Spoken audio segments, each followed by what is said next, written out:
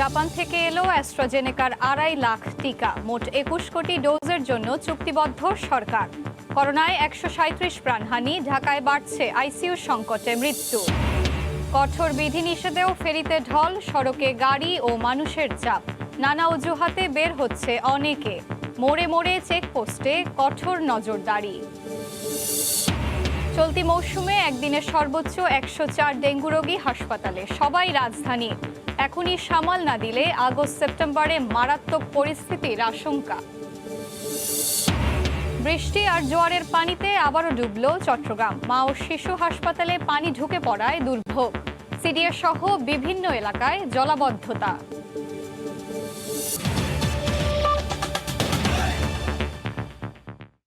সময় সংবাদের সঙ্গে আছি আমি এশা হোসেন। জাপান থেকে বাংলাদেশে পৌঁছেছে অ্যাস্ট্রাজেনেকার 2,45,000 ডোজ টিকা। বিকেল 3:30টার দিকে হজরত শাহজালাল আন্তর্জাতিক বিমানবন্দরে এই টিকা এসে পৌঁছায়।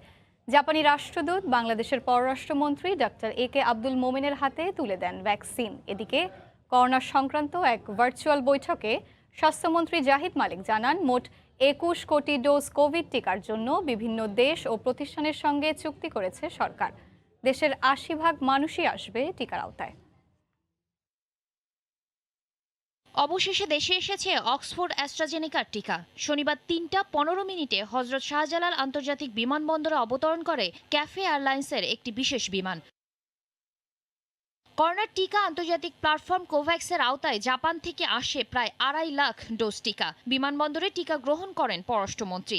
জানান, মোট 30 লাখ অ্যাস্ট্রাজেনেকার টিকা আসবে কয়েক মাসের মধ্যেই। আমাদের বন্ধুপ্রতিম দেশ জাপান 2,45,000 আপনার অ্যাস্ট্রাজেনেকা ভ্যাকসিন দিচ্ছে।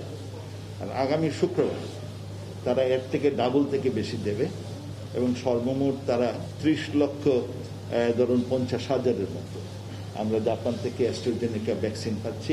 বাংলাদেশের সঙ্গে যৌথভাবে টিকা উৎপাদন করতে চীন সরকার আগ্রহ প্রকাশ করেছে বলেও জানান পররাষ্ট্রমন্ত্রী। এ বিষয়ে বাংলাদেশের একটি প্রতিষ্ঠানকে বাছাইও করেছে চীন। আমার সাথে এই যে চীনের পররাষ্ট্রমন্ত্রী সেদিন দেখা হলো, উনি বললেন আপনারা যদি রাজি হন তা আমরা আপনাদের কো-প্রোডাকশনে যেতে রাজি। উনি বললেন যে আমরা অন্যান্য দেশের সাথে কো-প্রোডাকশন করেছি এবং একাধিক দেশের সাথে। হ্যাঁ, তখন উনি বললেন যে আপনারা যদি নীতিগতভাবে রাজি হন তাহলে অবশ্যই। এবং আমি বললাম যে আগে আপনারা বলেছিলেন যে আপনারা দেশে এসে ভিজিট করে ফার্মাসি ঠিক করবেন কোম্পানি। উনি বললেন এটা আমাদের ঠিক হয়ে গেছে, আমরা ঠিক করে ফেলেছি। আপনারা রাজি হলে আমরা চুক্তির খসড়া আপনাদের কাছে পৌঁছে দিব 4-5 ঘন্টার মধ্যে। এদিকে এক ভার্চুয়াল অনুষ্ঠানে যোগ দিয়ে স্বাস্থ্যমন্ত্রী জানান, দেশের 80% মানুষকে টিকার আওতায় আনার লক্ষ্যে পরিকল্পনা নিয়েছে সরকার। পর্যন্ত 1,20,00,000 কাছাকাছি লোক ভ্যাকসিনেট হয়েছে। আমরা যে বিভিন্ন ভ্যাকসিন অর্ডার করেছি এবং প্রতিশ্রুতি পেয়েছি তার সংখ্যা কিন্তু অনেক, 21 কোটি। এ পর্যন্ত 4টি কোম্পানির 2,13,00,000 টিকা এসেছে বাংলাদেশে। শাতিলা শারমিন, সময় সংবাদ, ঢাকা।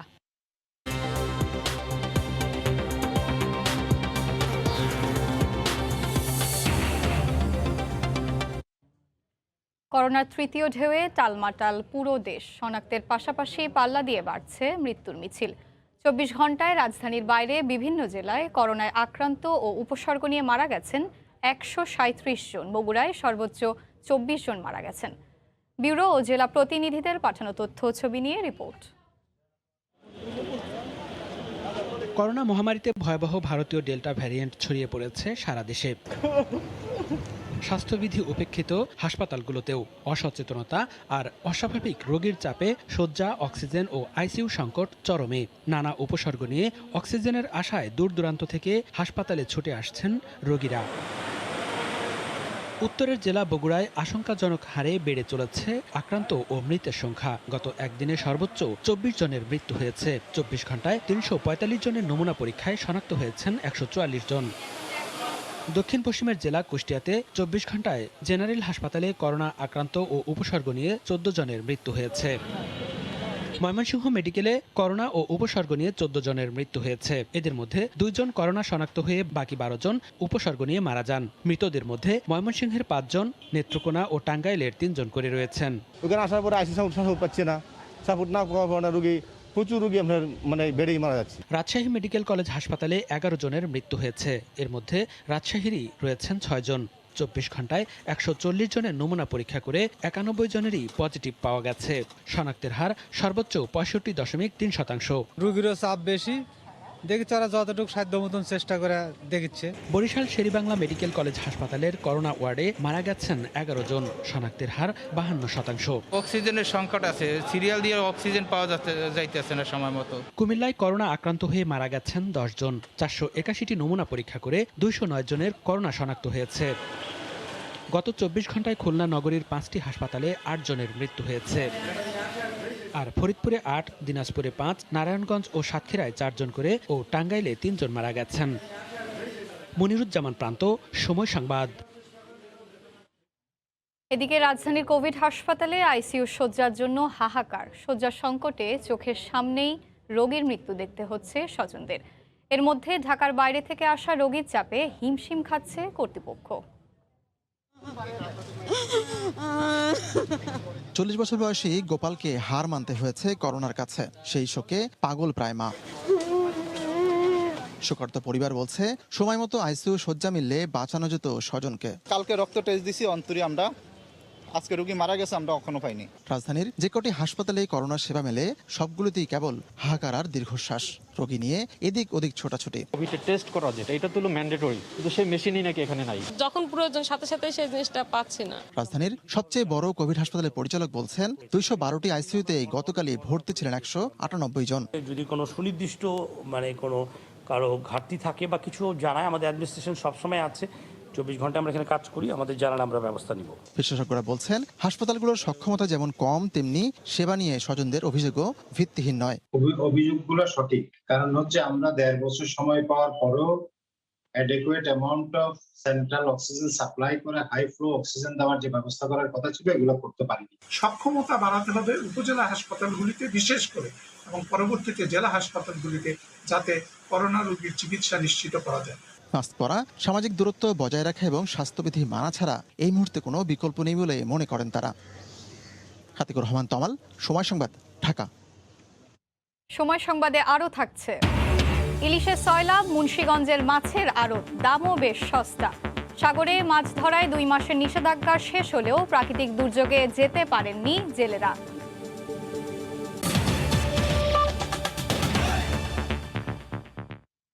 কঠোর বিধিনিষেধ উপেক্ষা করেই ফেরিঘাটে চোখে পড়েছে রাজধানীমুখী মানুষের ঢল। মুন্সিগঞ্জের শিমুলিয়া বাংলাবাজার নৌরুট দিয়ে ঢাকায় ফিরছেন দক্ষিণ পশ্চিমাঞ্চলের বহু মানুষ।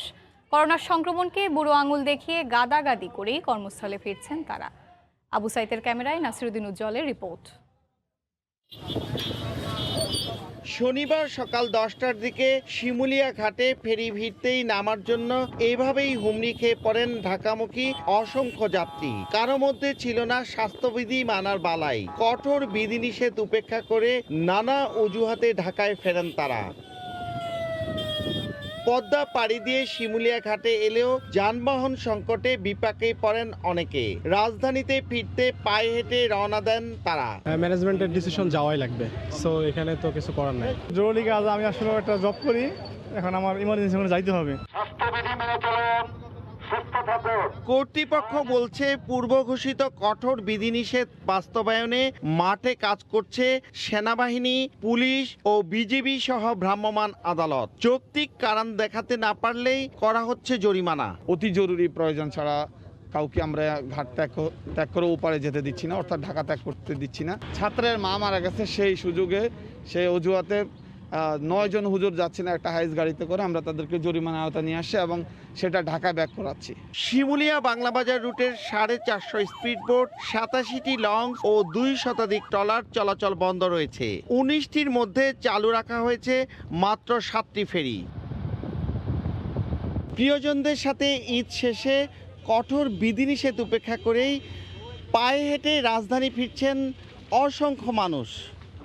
মুন্সিগঞ্জের শিমুলিয়া থেকে নাসিরুদ্দিন উজ্জ্বল, সময় সংবাদ।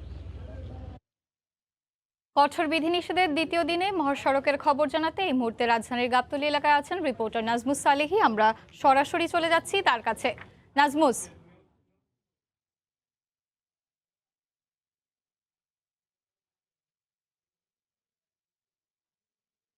হচ্ছে এই জায়গাটি আমরা যেখানে দাঁড়িয়ে আছি সেটি হচ্ছে যে ঢাকায় প্রবেশ মুখ। আপনি দেখছেন যেখানে আইন শৃঙ্খলা বাহিনীর ব্যাপক তৎপরতা চলছে। ঢাকায় যারা প্রবেশ করতে চাচ্ছেন অথবা ঢাকা ছেড়ে যারা ঢাকার বাইরে যেতে চাচ্ছেন উভয়কে আসলে এখানে পুলিশের তল্লাশির মুখে পড়তে হচ্ছে। যারা যৌক্তিক কারণ দেখাতে পারছেন শুধুমাত্র তাদেরকে যেতে দেওয়া হচ্ছে এবং যারা ঠুনকো অজুহাতে আসলে ঘর থেকে বের হয়ে এসেছেন তাদেরকে সকাল থেকে আমরা ফিরিয়ে যেতে দেখছি। পুলিশ তাদেরকে আর রাজধানীতে বের হতে অথবা ঢুকতে দিচ্ছেন না।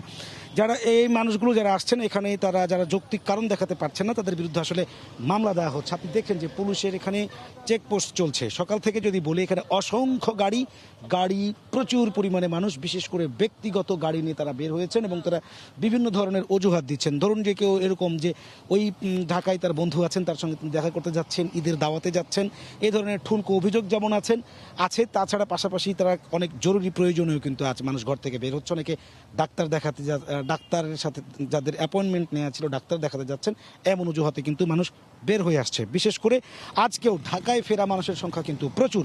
এই জায়গাটি যেহেতু ঢাকার প্রবেশ মুখ, এই যে ওই সাভারের আমিন বাজারের ওখান থেকে আর কোনো গাড়ি আসলে এদিকে প্রবেশ করতে দেওয়া হচ্ছে না। তারা আজকেও যারা ঢাকায় ফিরছেন তারা বিভিন্ন ভাঙ্গা গাড়িতে, যেহেতু গণপরিবহন দূরপাল্লার বাস চলছে না, তারা বিভিন্নভাবে রিক্সা, অটো রিক্সা, সিএনজি এইভাবে তারা ভেঙে এই আমিন বাজার পর্যন্ত আসছেন। এবং আমিন বাজার থেকে যেহেতু আর কোনো গাড়ি ভিতরে ঢুকতে দেওয়া হচ্ছে না, সুতরাং মানুষ এখানে পায়ে হেঁটেই ঢাকার মুখে মানুষ মুভ করছে। এমন সংখ্যা কিন্তু প্রচুর পরিমাণে আছে। অর্থাৎ আজকেও মানুষ রাজধানীতে ফিরছেন এবং তারা ভাঙ্গা গাড়িতে ফিরছেন। সুতরাং আমিন বাজারের পর থেকে এই ঢাকায় প্রবেশ মুখে প্রচুর পরিমাণে মানুষের সমাগম রয়েছে এবং মানুষ পায়ে হেঁটে আসছে। অসংখ্য মানুষ আজকেও ঢাকায় ফিরছে। ঢাকায় ঢুকতে দেওয়া হচ্ছে না অথবা ঢাকা থেকে বের হতে দেওয়া হচ্ছে না। এই জায়গাগুলোতে মোটামুটিভাবে লকডাউন যে কঠোর বিধিনিষেধ সেটি আসলে পালন করা হলেও সাভার বা আমিন বাজার, এখান থেকে যে আমিন বাজার ব্রিজ তার নিচে এদিকে কিন্তু হচ্ছে অতটা কড়াকড়ি কিন্তু আমরা তো দেখিনি। এখানে আমরা দেখেছি সেখানে মোটরসাইকেলে সিরিয়াল দিয়ে মানুষ মোটরসাইকেলের ভাড়ায় ব্যক্তিগতভাবে ভাড়ায় নিয়ে যাচ্ছেন, রিক্সা চলছে, সেখানে অটো রিক্সা চলছে এবং সেখানে দূরের যে মানুষগুলো আসছেন তারা আসলে পায়ে হেঁটে গাবতলী পার হয়ে ঢাকার দিকে ঢোকার চেষ্টা করছেন। প্রবেশ মুখ এবং বাইরে দু জায়গাতে আসলে এখানে পুলিশের তল্লাশি রয়েছে এবং পুলিশ যৌক্তিক কারণ ছাড়া কাউকে আসলে ঢাকায় প্রবেশ করতেও দিচ্ছেন না এবং কাউকে ঢাকা ছাড়তেও দিচ্ছেন না। তবে অনেকে অনেক ঠুনকো অজুহাতে ঘর থেকে বের হয়েছে এবং বিকেল থেকে আসলে সেই বের হওয়া মানুষের সংখ্যা কিন্তু অনেক বেশি বেড়েছে। তো এই ছিল আমার কাছে গাবতলী থেকে সর্বশেষ। এশা, কঠোর বিধিনিষেধের দ্বিতীয় দিনে মহাসড়কে যানবাহন ও মানুষের চলাচলের সর্বশেষ খবর জানাচ্ছিলেন সহকর্মী নাজমুস সালেহি। চলতি মৌসুমে একদিনে ডেঙ্গু আক্রান্ত সর্বোচ্চ 104 জন রোগী ভর্তি হয়েছেন হাসপাতালে। করোনার মধ্যেই ডেঙ্গু রোগীর চাপ বাড়ায় বেগ পেতে হচ্ছে হাসপাতালগুলোকে। এডিস নিয়ন্ত্রণে দ্রুত পদক্ষেপ নিতে না পারলে আগামী আগস্ট-সেপ্টেম্বরে পরিস্থিতি আরও ভয়াবহ হওয়ার শঙ্কা বিশেষজ্ঞদের। যাত্রাবাড়ির বাসিন্দা রকিবুলের ঈদের আগের দিন হঠাৎই জ্বর। 2 দিনের মাথায় পরীক্ষা করে ধরা পড়ে ডেঙ্গু। পরিস্থিতির একটু অবনতি হওয়ায় ভর্তি করা হয় একটি বেসরকারি হাসপাতালে। বাহিরে যাইতো না, এই 2 বছরের মধ্যে রুমেই ছিল। এই জন্য ভাবছি যে অন্য কোনো সমস্যা না, তো এই জন্য ভাবছি মনে হয় ডেঙ্গুই হয়েছে, কারণ নিচে আমাদের কলোনির ভিতরে আরও 2-1 ডেঙ্গু হয়েছে। করোনার মধ্যেই হঠাৎ ডেঙ্গুর প্রকোপ বাড়ছে, হাসপাতালে বেড়েই চলছে ডেঙ্গু রোগীর সংখ্যা। অধিদপ্তরের হিসেবে চলতি মৌসুমে শনিবারই প্রথম একদিনে রোগী শনাক্ত হয়েছে শতাধিক, যাদের মধ্যে সবাই ঢাকার। রাজধানীর বিভিন্ন হাসপাতালে ডেঙ্গু নিয়ে ভর্তি রোগীর সংখ্যাও এখন 400-র বেশি। ডেঙ্গুর উপসর্গ প্রথমে আসে না, যখন প্লাটলেট কমে যায় শেষের দিকে এসে তখন জ্বর শুরুতে থাকে এবং পরে যখন জ্বর কমে যায় তখন প্লাটলেট কমতে থাকে এবং সেক্ষেত্রে কিছু রোগী জটিলতার দিকে যায়, যেমন ডেঙ্গু শক সিনড্রোম বা এই জাতীয় জিনিসগুলি পরবর্তীতে দেখা যায়। 2019 সালের পর আবারও জুলাই মাসে এসে শনাক্তের সংখ্যা 1000 ছাড়িয়েছে। 24 দিনে এই সংখ্যা 1200-র বেশি। কীটতত্ত্ববিদরা বলছেন পরিস্থিতি নিয়ন্ত্রণে না আনতে পারলে আগামী 2 মাসে সার্বিক অবস্থা আরও ভয়াবহ হবে।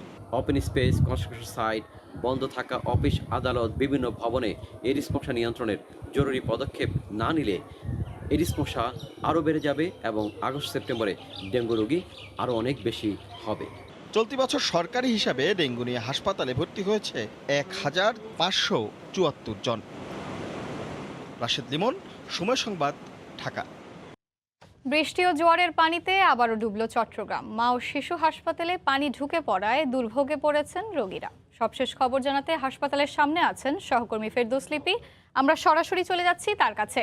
লিপি, এসে আপনি জানেন যে চট্টগ্রামের মা ও শিশু হাসপাতাল কিন্তু চট্টগ্রামবাসীর একটি অন্যতম প্রধান হাসপাতাল, যেখানে শিশু রোগীর সংখ্যা বেশি থাকলেও অন্যান্য রোগীও কিন্তু এখানে আসে এবং এখানে বিভিন্ন বর্ষা থেকে শুরু করে জোয়ারের পানিতে অধিকাংশ সময় কিন্তু হাসপাতালে হাঁটু পরিমাণ পানি জমে থাকে এবং আজকেও আসলে জোয়ারের পানি এবং সাথে যে গুড়ি গুড়ি বৃষ্টি, সেই বৃষ্টিতে আমরা দেখছি যে এখন এই হাসপাতালে প্রায় হাঁটু সমান পানি। এবং আপনাকে জানাতে চাই, এই হাসপাতালে কিন্তু এই নিচতলায় প্রায় 10টি বহির্বিভাগ আছে এবং সেখানে কিন্তু প্রতিদিন প্রায় 400 থেকে 500 রোগী আসেন সেবা নিতে। এবং এই যে সমস্যা, এটা কিন্তু আসলে কয়েক বছর ধরে চলে আসছে। হাসপাতাল কর্তৃপক্ষ, বিশেষ করে চট্টগ্রাম সিটি কর্পোরেশন এবং সিডিএ কর্তৃপক্ষকে কয়েক দফা চিঠি দিয়েও এই হাসপাতালে যে পানি উঠা, এটা কিন্তু তারা কোনো ধরনের কার্যকর সমাধান পায়নি। এবং এক্ষেত্রে হাসপাতাল কর্তৃপক্ষ বলছেন যে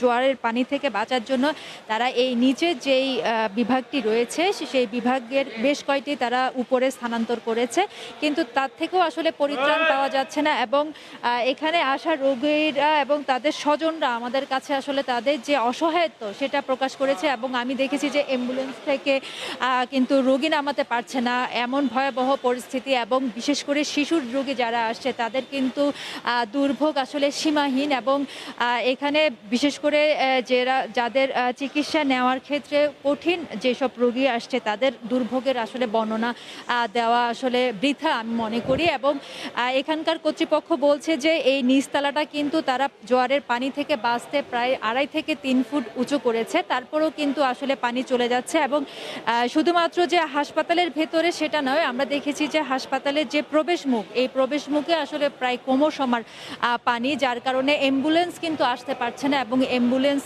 আটকে যাচ্ছে। এবং রোগীরা কিন্তু রিক্সা নিয়ে আসা, সেই রিক্সা নিয়েও কিন্তু আসতে পারে না। এবং যেসব গুরুতর রোগী রয়েছে তাদের জন্য সীমাহীন দুর্ভোগ, পাশাপাশি যার সব স্বজনরা আসছে তারাও কিন্তু আসলে সীমাহীন দুর্ভোগের মধ্যে আছে।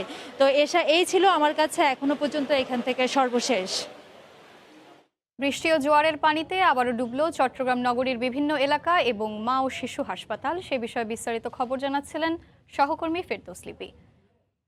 মুন্সিগঞ্জের মীর কাদিম মাছের আড়তে ইলিশের সমারোহ, দামও বেশ সস্তা, প্রতি কেজি বিক্রি হচ্ছে 300 থেকে 700 টাকা পর্যন্ত। কঠোর বিধিনিষেধ উপেক্ষা করেই ক্রেতা বিক্রেতাদের উপচে পড়া ভিড়। আবু সাইদের ক্যামেরায় নাসিরুদ্দিন উজ্জ্বলের আরও একটি রিপোর্ট। ইলিশের সয়লাভ মুন্সিগঞ্জের মীরকাদিম মৎস্য আড়ত। উপকূলীয় অঞ্চলে ধরা পড়া ঝাঁকে ঝাঁকে ইলিশ আসছে এই অঞ্চলের সর্ববৃহৎ আড়তটিতে।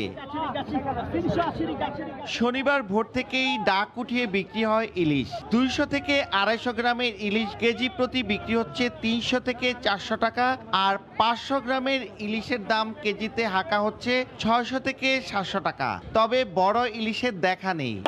ইলিশ মাছ পড়তেছে এবং লকডাউনের কারণে আমাদের এখানে পাইকার একদম সীমিত, দাম অনেক কম পাওয়া যায়, এই জন্য আমরা এই জায়গা থেকে মাছ কিনে নিয়ে যাই। এখানে মূলত সব রকমেরই মাছ পাওয়া যায়, আমি এখান থেকে মাছ নিয়ে অন্য বাজারে নিয়ে খুচরা বিক্রি করি। 500 টাকা কেজি লাগাইছি ইলিশ মাছ। এখন গরিব মিসকিন যারা আছে, বড় লোক সবাই ইলিশ মাছ খাইয়া মনে শান্তি পাইতাছে। খোলা আকাশের নিচে বৃষ্টিতে ভোগান্তির পরও সস্তায় বিক্রি হচ্ছে দেশি পাঙ্গাস, রুই, কাতলা। তবে আড়তে নেই স্বাস্থ্যবিধি মানার বালাই। হাট এবং বাজারে তরকারিপট্টি এগুলো কম বেশি খোলা থাকবে, সবার পারবেন না। ফজরের পর থেকে প্রতিদিন 2 ঘন্টা চলে জমজমাট বেচা বিক্রি। 1.5 একর জমির উপর শতাব্দী প্রাচীন এই মাছের হাটে রয়েছে 40টি আড়ত, সেখানে বিক্রি হচ্ছে নানা রকমের মাছ। মুন্সিগঞ্জের মীর কাদিম থেকে নাসিরুদ্দিন উজ্জ্বল, সময় সংবাদ। 2 মাসের নিষেধাজ্ঞা শেষ হলেও দুর্যোগপূর্ণ আবহাওয়ার কারণে সাগরে মাছ শিকারে যেতে পারছেন না কক্সবাজারের লক্ষাধিক জেলে। সমুদ্রে 3 নম্বর স্থানীয় সতর্ক সংকেতের কারণে উপকূলে অবস্থান করছে মাছ ধরার ট্রলারগুলো। আরও জানাচ্ছেন সুজাউদ্দিন রুবেল। বাঁকখালী নদীর তীর ৬৫ দিনের সরকারি নিষেধাজ্ঞা শেষে সাগরে মাছ শিকারে যেতে প্রস্তুত শত শত ট্রলার। তবে দুর্যোগপূর্ণ আবহাওয়ার কারণে প্রথম দিনে মাছ শিকারে যেতে পারেননি জেলেরা।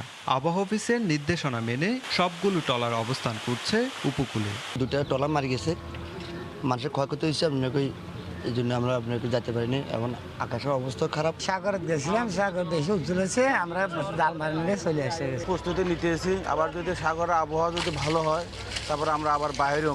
৬৫ দিনের নিষেধাজ্ঞা শেষে শনিবার ভোর থেকে কক্সবাজার মৎস্য অবতরণ কেন্দ্রে ছুটে আসেন ব্যবসায়ীরা, কিন্তু ইলিশের দেখা না পেয়ে মন খারাপ তাদের। এখানে মাছ উঠবে আশা করে আসছি, যেখানে বুট ছিল সেখানে বুট থেকে গেছে, এখনো বের হতে পারে না। ইলিশ মাছের প্রজনন বৃদ্ধি হবে, অন্যান্য মাছের প্রজনন বৃদ্ধি হবে, এটা আমরা আশা করি।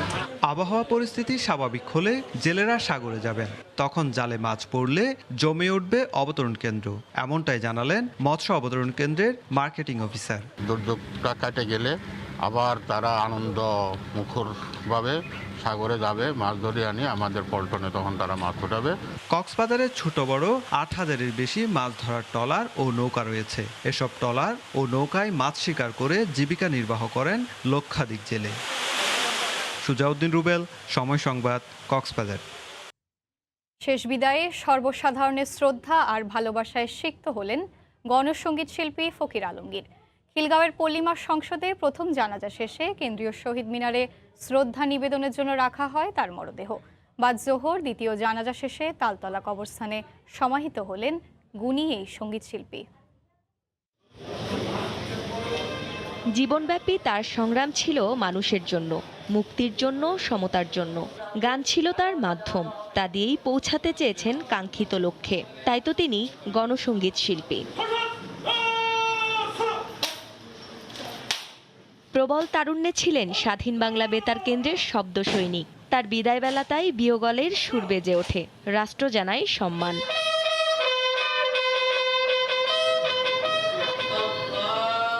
শনিবার সকালে নিয়ে আসা হয় খিলগাঁয়ে পল্লিমা সংসদে, অনুষ্ঠিত হয় প্রথম জানাজা।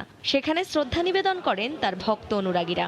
এত বর্ণাঢ্য কর্মজীবন আমি আর কোনো মানুষের কাছে দেখি নাই। এত নিকট থেকে দেখা একজন সংগ্রামী মানুষের জীবনালেখ্য আমি দেখেছি, অনেক কিছু শিখেছি। যোদ্ধা সহকর্মী সতীর্থরা শ্রদ্ধা নিবেদন করেন কেন্দ্রীয় শহীদ মিনার প্রাঙ্গণে। তিনি বাংলাদেশের গণসঙ্গীতকে সমৃদ্ধ করেছেন। তার হঠাৎ চলে যাওয়া গণসঙ্গীত অঙ্গনের জন্য, সংস্কৃতির জন্য একটি অপূরণীয় ক্ষতি। গণমানুষের মাঝে তার সঙ্গীতের মাধ্যমেই তিনি বেঁচে থাকবেন দীর্ঘদিন। মুক্তিযুদ্ধের একটা বাতি নিভে গেল, আজকে তার ইতে মর্মাহত। খেটে খাওয়া মানুষের অধিকারের কথাগুলো গানে গানে তুলে ধরার মানুষকে আমরা হারালাম। খিলগাঁও মাটির মসজিদে তার দ্বিতীয় জানাজা শেষে তালতলা কবরস্থানে চিরনিদ্রায় শায়িত হন কিংবদন্তি গণমানুষের এই শব্দ সৈনিক। তবে সর্বজনের জন্য যে সঙ্গীত রেখে গেলেন তা আরও অনেককাল বাঁচিয়ে রাখবে সঙ্গীতজ্ঞ ফকির আলমগীরকে। ক্রান্তি সারোয়ার, সময় সংবাদ, ঢাকা। রাজধানীতে অসহায়দের মাঝে খাদ্য ও সুরক্ষা সামগ্রী বিতরণ করেছে Bangladesh television camera journalist association TCA. সকালে রামপুরা উলন বস্তিতে শতাধিক অসহায় পরিবারের মাঝে খাদ্য বিতরণ করা হয়। আঞ্জুমান মফিদুল ইসলামের সহযোগিতায় পরিবারগুলোর মাঝে খাদ্যের পাশাপাশি মাস্কও দেয়া হয়। এ সময় উপস্থিত ছিলেন মাগুরা ১ আসনের সংসদ সদস্য সাইফুজ্জামান শেখর, টিসিএর সভাপতি শেখ মাহবুব আলম সহ টিসিএর সদস্যরা।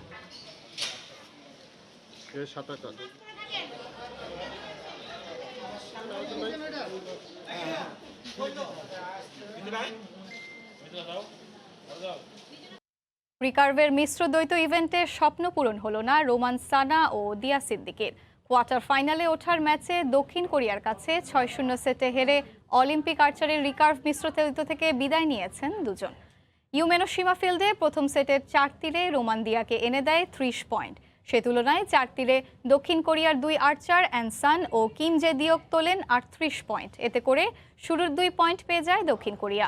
দ্বিতীয় সেটে ৪ তীর থেকে বাংলাদেশ তোলে ৩৩ পয়েন্ট। দক্ষিণ কোরিয়ার সংগ্রহ ৩৫ পয়েন্ট। ঘুরে দাঁড়ানোর আশায় জমিয়ে তুলেছিল লড়াই, তবে হয়নি। ৪ তীরে বাংলাদেশ তোলে ৩৮ পয়েন্ট। সে তুলনায় দক্ষিণ কোরিয়ার স্কোর ছিল ৩৯। শেষ পর্যন্ত ৬-০ সেটের জয় পায় কোরিয়ানরা।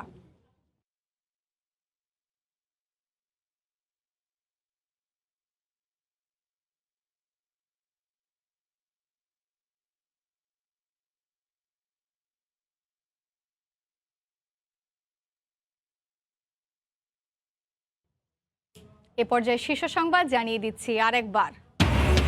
জাপান থেকে এলো 2.5 লাখ অ্যাস্ট্রাজেনেকা। 21 কোটি কোভিড টিকার জন্য চুক্তি করেছে সরকার। করোনায় সারা দেশে 195 প্রাণহানি। ঢাকায় বাড়ছে আইসিইউ সংকটে মৃত্যু। কঠোর বিধিনিষেধেও ফেরিতে ঢল, সড়কে গাড়ি ও মানুষের চাপ। নানা অজুহাতে বের হচ্ছে অনেকে। মোড়ে মোড়ে চেকপোস্টে কঠোর নজরদারি। এবং চলতি মৌসুমে একদিনের সর্বোচ্চ 104 ডেঙ্গু রোগী হাসপাতালে, সবাই রাজধানী। এখনই সামাল না দিলে আগস্ট সেপ্টেম্বরে মারাত্মক পরিস্থিতির আশঙ্কা। এই ছিল এখনকার মতো, সঙ্গে থাকুন সময়।